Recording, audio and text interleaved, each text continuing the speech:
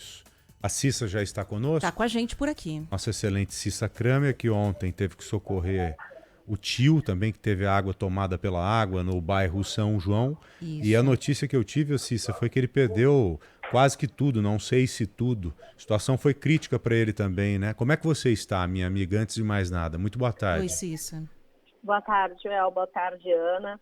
Olha, graças a Deus ele está bem, está com saúde, conseguiu sair de casa, né? Claro, fica agora aquele sentimento de ver o apartamento tomado pela água, mas quando for possível vai retornar para ver aí o tamanho do estrago. E sabe, Joel e Ana, esse foi um sentimento assim tomado. Eu fiquei a manhã toda no bairro Menino Deus, com a rua, né, a Avenida Getúlio Vargas e várias ruas e avenidas do bairro e também da Cidade Baixa tomadas pela água. E quando eu falo tomada pela água, é água que bate no pescoço. Não tem nem como ir caminhando, só de barco mesmo, de bote.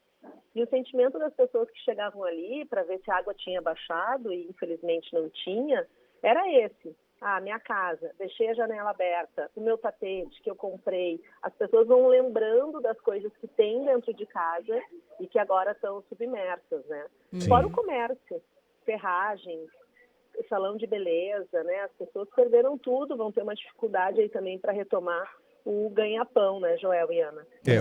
Os estragos, eles são totalmente incalculáveis, imensuráveis. E não é só entre aspas, é claro, reconstruir casas que foram destruídas. Você tem as empresas arrasadas, paralisadas e com estoques destruídos. Então imagine o tamanho dessa roda que parou de girar. Ô Cissa, e mesmo com isso tudo, nós ainda temos que continuar tratando das informações de momento, da situação de momento, porque tudo está mudando a cada instante. Um exemplo, acabo de receber a informação que a cidade de Eldorado do Sul, também na região metropolitana de Porto Alegre, que fica do outro lado do Guaíba, você que nos ouve sem imagem é o seguinte, imagine o Guaíba, Porto Alegre de um lado e do outro lado, em um ponto, você tem Eldorado do Sul. Na outra margem, né? Exato. Cidade que foi tomada, me parece que por completo pela água. E as pessoas estão tendo que sair desesperadamente de lá, na totalidade também. A informação que eu tenho, que eu preciso da sua confirmação, é de que toda a cidade, 100% dela, está sendo e deverá ser evacuada, Cissa? 100%, Joel. Inclusive Nossa. o prefeito perdeu a casa, né? Claro, o prefeito é o símbolo, assim, né? Porque toda a população, né, perdeu praticamente tudo, mas o prefeito, a casa dele foi uma das primeiras atingidas, a gente ouviu ele há pouco, né? Ele continua ainda preso na prefeitura, né? Vai ficar lá para coordenar esses trabalhos, mas é uma cidade que está 100% arrasada e hoje é o ponto crítico de resgates aqui em Porto Alegre, região metropolitana. Os esforços estão para buscar as pessoas que ainda estão em Eldorado e também, Joel e Ana, em função da criminalidade. A gente tem informações que bandidos tomaram conta de supermercado, de pontos de abastecimento. É uma região que tem muitos pontos de distribuição, né, de empresas e que estão lá fazendo barbaridades. Então, há um trabalho muito forte também. Nossa equipe, Tiziano Kessler, ele está embarcando nesse momento com a Polícia Federal, aqui em Porto Alegre, em direção ao Eldorado, para ver de perto essa situação. E olha, vocês estão falando aí de Eldorado, né, que está sendo evacuada porque também está com esse risco, já está bem alagada. Agora há pouco, né, o último balanço que a gente recebeu, na verdade, do governo do estado do Rio Grande do Sul, fala num aumento bem significativo dos municípios afetados, né? A gente estava, inclusive, o estado de calamidade foi reconhecido em 336 cidades.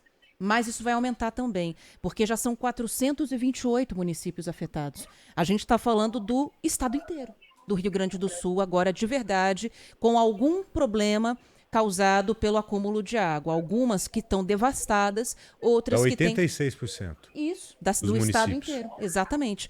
Então, algumas cidades com consequências menores, outras totalmente arrasadas, mas 428 municípios. Feridos, 374 pessoas. O número de desaparecidos, infelizmente, não caiu ainda. A gente está em 137 pessoas e o número de mortes em 107. Ô Cissa, nós até conversamos mais cedo a respeito desse ponto que você tocou e que certamente acho que nós temos que direcionar esforços para ele lá no Brasil urgente. Porque os resgates mais críticos já foram feitos. As pessoas que devem ser resgatadas estão dentro de suas casas, em segurança, hoje precisando muito mais de recursos do que com a necessidade de evacuação. Essa é uma realidade. Então, aqueles botes todos que foram extremamente eficientes e capazes de fazer os resgates emergenciais, eu acho que daqui para frente a maioria deverá ser utilizada como força policial mesmo, para colocar as equipes policiais de Força Nacional, de Polícia Militar, de Polícia Civil, de Polícia Federal, de PRF e começar a fazer patrulhamento tático mesmo em massa. Já há essa ideia desenhada em Porto Alegre, Cissa? Olha, Joel, eu acho que ainda há muito esforço em resgatar as vidas, mas é preciso que preserve a vida de quem já está em um local seguro, porque infelizmente a insegurança é muito grande. As pessoas relatam a todo momento saques, furtos, roubos, né, ataques à mão armada. Então, assim, há que se pensar nesse momento, né, de retirar uma parte do efetivo e levar para fazer a ronda. O capitão me falou isso agora, Cissa. Eu falei, eu coloquei isso. Não, eu coloquei isso para você, baseado no que o capitão do Corpo de Bombeiros me disse aqui, no ponto em que discutimos resgate emergencial de pessoas. Ele falou: olha, pelo que a gente está sentindo aqui, os resgates emergenciais já foram feitos.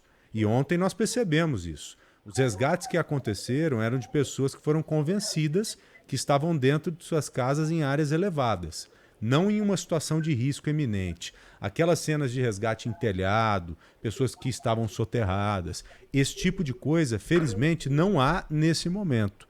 Então os resgates acho que serão mais pontuais. Por isso que eu acho que dá para direcionar, de acordo com uma lógica, não sei se isso vai se aplicar na prática, direcionar esse efetivo que nós temos aí de barco, de lancha, as embarcações como um todo para apoio policial, né, Cissa? Seria uma boa alternativa, Joel, porque a gente recebe muitos vídeos, né, desses voluntários que acabam andando pelas ruas, né, agora completamente tomadas pela água do Guaíba, em Porto Alegre, e a gente tem imagens assustadoras, né, concessionárias de veículos tomadas pela água até o telhado e saqueadas. Então, há que se ter um reforço, porque essas pessoas já vão perder toda a estrutura, tudo que está lá dentro, e o pouco que restar ainda vai ser levado pelos assaltantes. Então, é preciso esse reforço na segurança e esse reforço nas ruas que a gente não consegue chegar, que o patrulhamento não consegue chegar, né, Joel? Claro, a anarquia ela só interessa ao bandido e o que nós estamos vivendo aí é um descontrole total em todos os sentidos, em que você tem que priorizar salvamentos, envio de donativos e é claro que a segurança ela fica em segundo plano, mas agora a ideia é que você já comece a pensar de uma forma mais efetiva mesmo na segurança ou na insegurança que as pessoas estão vivendo, porque deve ter um efetivo policial extremamente considerável disponível aí no Rio Grande do Sul e que certamente vai entrar em prática de hoje para amanhã, né, Ana? Hoje ontem já começaram a chegar os agentes da Força Nacional de Segurança. Nos próximos dias serão mais, são 400 pelo menos, que estão sendo enviados, fora todo o restante, como a Cissa comentou agora, da Polícia Federal também, que vai ajudar nesse trabalho.